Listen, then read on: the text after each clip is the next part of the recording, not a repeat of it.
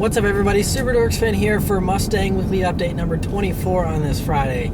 So I'm kind of bummed today, and the reason why is, as many of you know, Robert Himler passed away this week, and he was a friend of mine. You know, we weren't super close or anything, but back before he moved down to Florida, he actually, is from Pittsburgh, lived in Pittsburgh, and so we used to, cruise around on late nights and stuff with some mutual friends and just have a blast. And he was a really cool and down-to-earth guy, and I always enjoyed hanging out with him. He was always very friendly, and even whenever I was going through some rough stuff a couple of years ago, he would reach out and, was always kind of, I guess, just a really nice guy, and it's really, really sad. I mean, he was my age. He was 24 years old, which is just crazy, because I mean, he was one of the people that inspired me to start the YouTube channel, actually, because he had a YouTube channel and he was making a bunch of money on it, and he had all these websites he was making a bunch of money off of as well, and it opened me up to this whole world of YouTube actually being a fun job that you could actually like earn money off of, and all that kind of stuff, and the whole world of entrepreneurial stuff in general was kind of spurred by him. And I was like, wow, he's doing these websites, and so that's kind of encouraged my entrepreneurial side over the years as well. And I was always supporting him with his various websites and things like that, and so it really sucks. Of course, if you're interested, you'll see he definitely lived his life to the fullest. He had a really, really great 24 years. He made the most of his time, and anyone that's curious that may not have watched him back in the day, he was one of the first YouTubers that were into cars, so to speak. And so his channel is in my featured channels list there on my channel homepage, and you can check all that out. There's also, I'm going to include 2 annotations here to some very old videos from 5 years ago and 4 years ago from some fun times cruising around with him, and definitely a lot of good memories. So so for that reason, I'm not going to be very upbeat in this video, of course, but it's sad. And so anyway, other things, I have lots of things to update you guys on, so I'm going to try and go through them here as quickly as possible. The first is I launched a new website with my network, Garage Monkey. It's superdupersfan.garagemonkey.com, and it's basically a hub. You can see all of my posts, and there's also going to be blog posts there as well that you'll be able to check out that aren't written by me but are cool articles, and I'll share some of them from time to time as well, and give personal comments on them as well. So definitely check that out, and there will be a merchandise shop that I'm working on, doing a Spreadshirt kind of deal, and have shirts and other things like that, and that's something, it just takes time, and I'll have to work on that here over the next month or two, but hopefully I'm hoping to have it up here by the summer sometime. And so yeah, that's some exciting stuff. So updates as far as the Mustang is concerned. The first thing is I took off the Boomba Racing blow-off valve that I did the review on after the overwhelmingly negative response to the valve. And of course, if you watched last week's weekly update, you'll know I wasn't crazy about it either. And so I just figured, okay, this part is probably not for me, because I wasn't in love with it. You guys were in love with it, so just figured I could go without it. So I kind of like flying under the radar, and that definitely wasn't really my speed. If it was quieter, then maybe I could have gone for it, but I'd rather just be discreet. So that is off. Other things, I know some people have asked for 0 to 60 runs. Of course, it's finding the right places to film 0 to 60 runs legally that is tricky, but on some closed courses that I've been on late at night, I just did 2 quick little 0 to 60 runs, and the second time I managed to get it in 6 seconds, which isn't super impressive. I think this car, the journalists have got it in like 5.1 or so, but I didn't want to torch my clutch or do too hard of a launch, so I took it kind of easy and got a 6 second 0 to 60. So still not bad. It obviously feels very fast.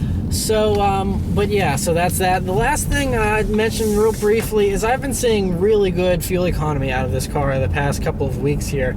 And as you can see from the screenshot here, I've been getting low 27s, high 26s, which is the highest I've ever seen out of this car. And that's mixed driving. And that was the claimed EPA estimate for mixed driving was 26.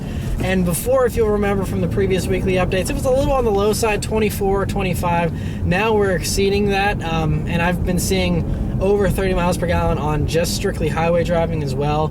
So, I mean, this thing gets very good gas mileage, and you know, I appreciate all the support on the GT review that I did this past week, but that's the one of the main reasons why, you know, right now a GT doesn't make sense for me. It's just because, you know, of my finances and things like that. I'm doing a lot better now, but I still don't think I can afford to get 18 miles per gallon and pay double the insurance that I do on this one, you know, being the slower one. So still really love it, really happy with it. And yeah, so that's all the updates, guys. So I'll send it back to me at the news desk for this week's news. Right, for this week's news. The first thing is something I need to address because I probably had a dozen people send me messages on Twitter, Instagram, Facebook. Everyone's like, look, everyone's saying that the BRZ STI is being made, which is half true. So what they said, basically Bold Ride posted an article, the Dengar posted a Yahoo Autos, which blew up. And the article is going off of an interview that they did with the STI president, that Automotive News did with the STI president. And so this story on Yahoo Autos was paraphrased from the actual interview on Automotive News.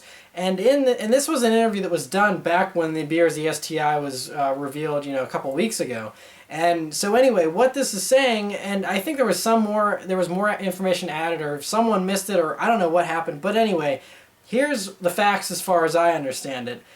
STI is very high priority for, you know, they want to have a high priority in the United States. So they want to bring STI versions of all their cars to the U.S. They want to, you know, have STI be a huge arm, kind of like Mercedes AMG, you know, is to Mercedes-Benz, kind of, you know, working in sync and having kind of an STI version of everything. So what they said here in this article is that they want to do a BRZ STI, but they said we won't see it for a couple of years. And when they said this BRZ STI, they said, what Subaru is still saying is it will not have a turbo, and that it's still going to be basically the same car. So they said that it could, instead of being actually called a BRZ STI, it could be a BRZ tuned by STI. Which, for those of you that keep track of the STI versions of cars over in Japan, tuned by STI is very different. They have a standard Impreza that's tuned by STI that just has a better suspension, essentially, and bigger brakes. And I think what they're hinting at here is we may get the BRZ TS, which, if you'll remember, probably 2 years ago was teased as a BRZ STI, and there was all these pictures of a BRZ with STI badges, and everyone, including myself, got all excited, whenever in fact it ended up just being the same horsepower figures, and then it just had a better suspension, bigger brakes, all that kind of stuff. So basically a disappointment, and it was a lot more expensive as well. That is what I think that we're going to get. I think we're basically going to get the BRZ TS, but what it sounds like, on top of it, this new, so there's also been a report that I've heard saying that there's going to be a new BRZ and F4S. They're getting refreshed. It's going to come for the 2018 model year, so hang tight. It's going to be a while. And anyway, so when that car comes in, you know, 2017 as a 2018 model, it's going to get light exterior refreshes, you know, probably some new headlights and taillights. It may get a little bit more power, but it's going to stay naturally aspirated, and there's going to be other small, minor things to make improvements here and there that they couldn't make originally. And that is it. So basically, I'm looking at this essentially as the S2000 story. It's exactly like the Honda S2000, where they had the regular AP1 S2000 for 4 years on the market, and then in 2004 they did the AP2 version, which had no more horsepower, but a little bit more torque from a slightly larger displacement engine, had different headlights, different front bumpers slightly, different taillights, and different rear bumper slightly, and that was the extent of the changes. And then that car lasted until 2008, until it finally was discontinued. So we're on the same timeline here with this car, and it's sounding like we're going to get something very similar. And which is really unfortunate because this car has so much potential, and so I don't know. I mean, I would like to be wrong. I hope and pray that I am totally wrong and they give us the screaming 300 horsepower BRZ STI that I know they can give us, but they choose not to. I know that, you know, some of the reasons why they can't give us a faster version is because the plant that produces them is at max capacity with the Subaru XV Crosstrek and a few other Subarus that are red hot sellers, and so they can't justify cutting production of one of those or cutting back to make more versions of the BRZ STI. There's no room on the production line for any more variants. That's why Toyota so badly wants a convertible still, and Subaru will not build it because they have no room to build it. Everyone's hands are basically tied here. So unless they find another place to either build a BRZ or the other cars at that plant and bring some of them to the States or somewhere else in the world, then they'll say, sure, we'll do a convertible, sure, we'll do an STI, sure, we'll do a four-door version or whatever they want to do. But for right now, they can't. So. And I've started digging more into this and realizing it's not like Subaru's just being evil and withholding things from us for their own sick amusement. It's actually they do want to. They showed us. They want to give us these cool cars. They have these sweet concepts, but unfortunately, the way logistics are working out right now, it's not possible. So that's the sad reality of the situation as far as I understand it. Like I said, I could be wrong, but that's my understanding from all the research that I've done from my various sources. And so that's the skinny on the BRZ STI and whether or not it's coming. It probably is some form of a BRZ with an STI badge is coming, but whether or not it's a full-blown STI model, we will have to wait and see. Another thing that's been debated recently is whether or not Top Gear is coming back or what's going on. So you know they filmed episodes that they didn't air because the fracas which happened between Clarkson and the producer was something that happened before the season ended, and they had all this unused footage that they said they're going to be airing it probably this summer, and possibly just bringing in Hammond and May to do the whole studio portions that weren't filmed, and have the films that they did do and combine it that way. But there's some more interesting news that James May was actually interviewed here by The Guardian, and what he's basically said is that once this whole thing blows over, he said technically Clarkson wasn't fired from the BBC. So what happened is, they just didn't renew his contract. That his contract was expiring, and for now, he said they're not renewing his contract. And so what he said here is that it's a subtle difference, but it is a difference. They didn't fire him. They didn't ban him. And they haven't closed the door to him either. They said that he's seeing this whole situation as a light kicking, and it's not excluding him from the club, so to speak. So Top Gear may not be done just yet. I don't want to get too excited about that either because, again, this is all just he said, she said for now. But hopefully, I feel like James May isn't going to be full of crap. Hopefully, what he's saying turns out to be true, and the BBC decides to give Clarkson a little more grace and allow him to return, at least to do the studio portions of this rest of the season, but hopefully to just continue on. And some more disappointing news from Japan. Mitsubishi, they officially debuted the Evo 10 Final Edition. That's gonna be for Japan. This is the Japanese version. I've heard we're getting a U.S. version, but this one is only for Japan. They're making 1,000 of them, and get this, the concept version had 473 horsepower, and that made everyone very excited. This version has the stock 296 horsepower, so they didn't add any horsepower for the Final Edition. All it has a lot of top shelf stuff, but nothing to make it go faster in a straight line. So it has BBC wheels that are nice, Bilstein's shocks, it also has iBox springs, Brembo brakes, Recaro seats that are more aggressive, and comes in 5 colors. That's it. So basically, it's the same Evo, with a few light upgrades that $1,000 in the aftermarket, well, maybe 5,000 tops in the aftermarket could do. So hopefully the US version is a little crazier, but based on this, I would definitely not get your hopes up for any kind of wild final Evo. Sadly, it'll probably go out much the same as it is now. In some more positive news, trying to bring this up a little positive today here. Honda, this is a rumor, but it's a pretty strong rumor that this Honda S660, which was shown at the Tokyo Motor Show and is this little K car that I thought never had hopes of coming to America, sounds like maybe being modified to come to America. So this would fit with Honda all of a sudden being awesome and realizing everyone wants enthusiast cars and giving us what we finally want, with the Type R first being confirmed for America, and now the Honda S660. What it's going to be done, though, is it's going to be called the Honda S1000, and it's going to have a 1-liter turbocharged 3-cylinder engine. And that might sound pretty weak to you. It's going to have 126 horsepower is what they're saying.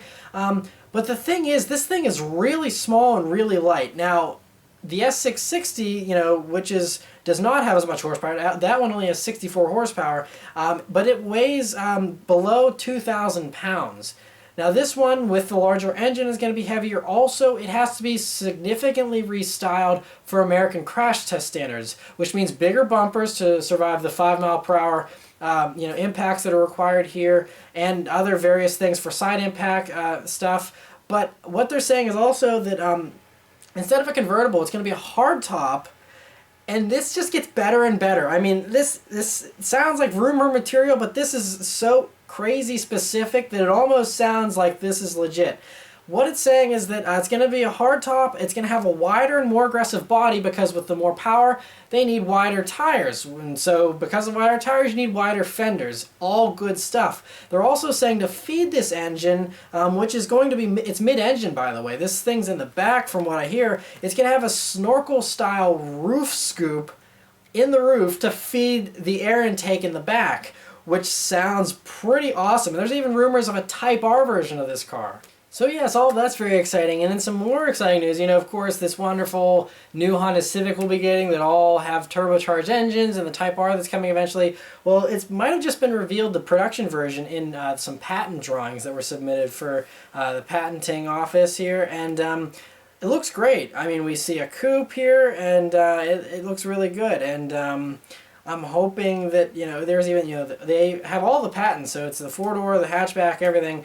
No Type R patents or anything yet, but it looks very much like the concept car. Of course, it has a less aggressive front bumper, less aggressive headlights, but it still retains those beautiful production taillights, and the headlights still look really good. It's an evolutionary design. It's not hideous or anything.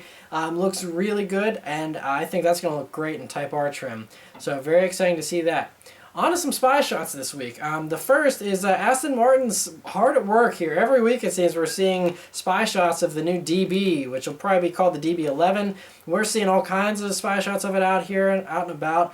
Now it looks like it might have production bodywork here. Obviously the wheels and front bumper is still a little muted, but we have some sheet metal here that still has, you can see on the rear fenders, on the rear quarter panels there's some extra bulkiness that is on there just to screw everyone's perception of the car's lines up, but you get a little bit of an idea of how this car is going to look.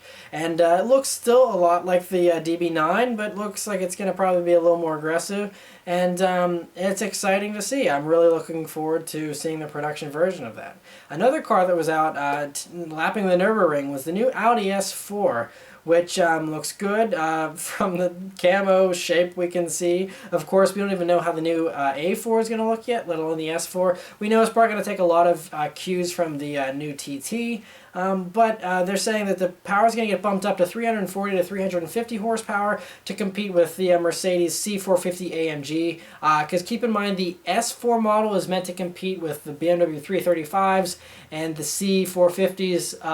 The RS4 is the one that competes with the AMG and the M division. And sadly, we haven't been getting RSs here in America. Although, since we now are knowing that we're getting the RS3 in America, maybe Audi will be cool too, just like Honda, and give us the stuff we want, and we'll get an RS4 here in America. Because we did get an RS4 of, not this past generation, but the generation before. So fingers crossed we get one here for the new generation as well. But in the meantime, S4, glad to see they're working on that. Another performance vehicle, the new Mercedes AMG C63 Coupe was spied. Of course, we already know what the sedan looks like. There's already reviews of it out there. The Coupe, though, looks very beautiful from those headlights, and obviously it's going to be very similar to the sedan, just in coupe form, and looks really good. I'm excited to see the full version of that. Also, Lamborghini has announced that they're limiting Aventador SV production to 600 units, which is unfortunate, but then again, you know how Lamborghini loves doing a million special editions, so even if you're not one of the lucky 600 to get an SV,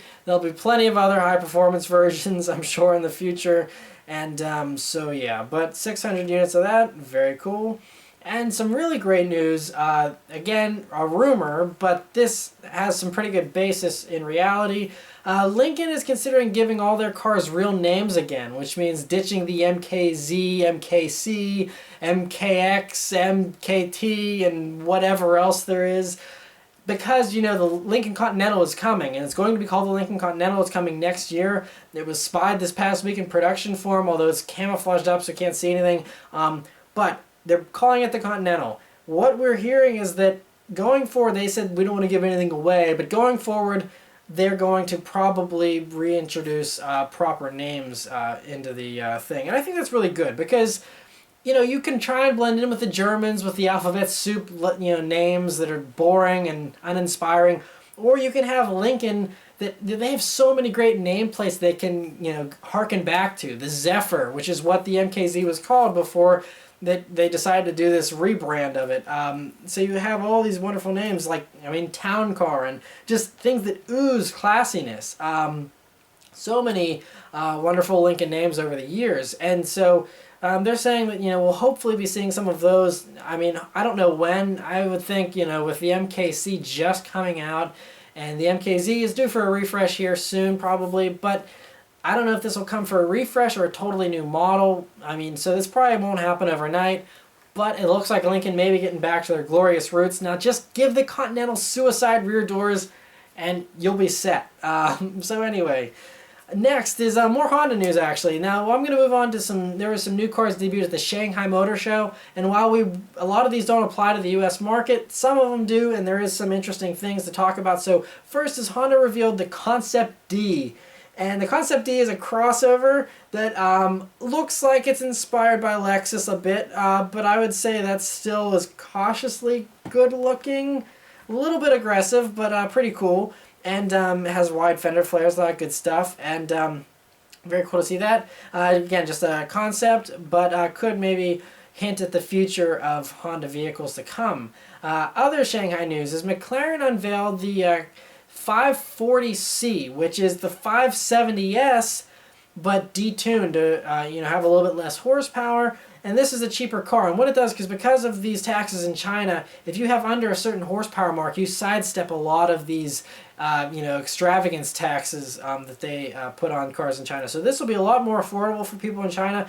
But McLaren said they're bringing it everywhere. So we're getting it here in America as well. And it's nothing to smirk at. This thing still does 0 to 60 in 3.5 seconds, which is 0.3 seconds slower. And you're probably saving $30,000 or $40,000 to, you know, lose 0.3 seconds 0 to 60. I feel like that's something most people can live with. This car has 533 horsepower versus 562. So, you know, it's lost about 30 horsepower. Torque is down by almost 40 pounds-feet. But you still have the carbon fiber monocell tub and, you know, all the other great bits of the 570. And, you know, the 570S is going to be $185,000 starting. 540, they're saying, could be as low as $160,000 for a brand new McLaren that does 0 to 60 in 3.5 seconds. For 160 grand, brand new. That is crazy. Although all of you that have McLaren 12Cs, you better hurry up and sell them before they tank, because once these come out, I mean, 12Cs are going to probably be 100 grand, which is crazy. But very good news for McLaren enthusiasts, and that's really cool because that's a very obtainable car for a lot of people. Obviously, 160 grand still isn't chump change, but still, that's really awesome for a brand new supercar. Also, Lexus finally did a fairly decent design by not changing anything for the most part. In Shanghai, they officially debuted the new Lexus ES, which is just refreshed, of course. Has slightly more aggressive headlights, a little more aggressive bumper, but it doesn't look scary, which is really nice. This thing doesn't hurt my eyes the way the other Lexuses do, and so that's nice to see. And you know, very minor changes otherwise. It's just a light refresh, but it's always good to see that. A car that does look very good is Buick revealed the new Verano in Shanghai. And we can see it here in all of its production glory for China. And I'm fairly confident that is basically exactly how it's going to look in America. Because what's funny is Buick and like Cadillac and sometimes Chevy, they all do like spy mule testing in my area. And so every once in a while I'll see a camouflage car, and I managed to catch the Cadillac ELR in camoed up back a few years ago. You can go and search my channel for the video if you're interested. Anyway, I've seen what looks like a Verano camouflaged up, and now seeing these production pictures in Shanghai and remembering what I saw in traffic briefly camouflaged driving by me the other day, it looks identical really. So I'm pretty confident that's what we're going to see, and that's good because that's a beautiful car and that's a well done job by Buick. Other GM news in Shanghai is that a Cadillac debuted the CT6 with a plug-in hybrid version, which is also coming to the U.S. as well. And they're saying that this new plug-in hybrid is going to have 37 miles of electric range. So it's nothing like, it's not a super heavy kind of hybrid. It doesn't rely on its electric batteries too much. It has the same battery as a 2016 Chevy Volt actually, so nothing crazy, but it is nice to have, the electric range, and I'm sure it'll give this car a really good fuel economy in the city, which is very cool. So great to see that. Another large car that was debuted in Shanghai is the new Ford Taurus, which may or may not be coming to America looking like this, but it just looks like a big Fusion. Even if this car is only for the Chinese market, which it sounds like it is, it does hint at what we might be able to see for a future Fusion, or possibly an actual Taurus that looks like a Fusion. But we know the Fusion is getting a refresh here very soon, and it could have a very similar front end with headlights like that and things like that. So very cool to see that. And another car that was debuted in Shanghai was the Mercedes-Benz Concept GLC Coupe, which this is the actual coupe crossover that I thought we were going to get here at the New York Auto Show, but we didn't. It looks good. It's small. It's supposed to fight the BMW X4, and it looks cool. Of course, I mean, your rear hatch usability just gets thrown out the window with this vehicle, much like the X4 and the X6 from BMW, but it looks cool, so it has that going for it. And some other funny stuff. The last story of this week, Mercedes, they're developing this new pickup truck that's probably going to be coming to America now. They're probably going to be calling it the GLT, is the rumor here for the name. But there's a really funny thing. That according to the head of this truck project, he's former AMG boss, by the way, so he's a pretty cool guy. He's been behind some of the AMG products, but he's said that the GLT won't be a fat cowboy truck. His words, not mine. So that's what he is saying. Obviously, they're not trying to make a normal standard American pickup truck by the sound of it. So not sure what that means. Maybe it'll just be an SUV that's kind of hacked off the back end or something like that. I'm not totally sure, but so it'll be interesting to see how that whole thing pans out. But yeah, so that's it for all the news this week, guys, and I'll send it back to me in the car. Alright, so I'll leave you guys with a nice little acceleration here, like I always do.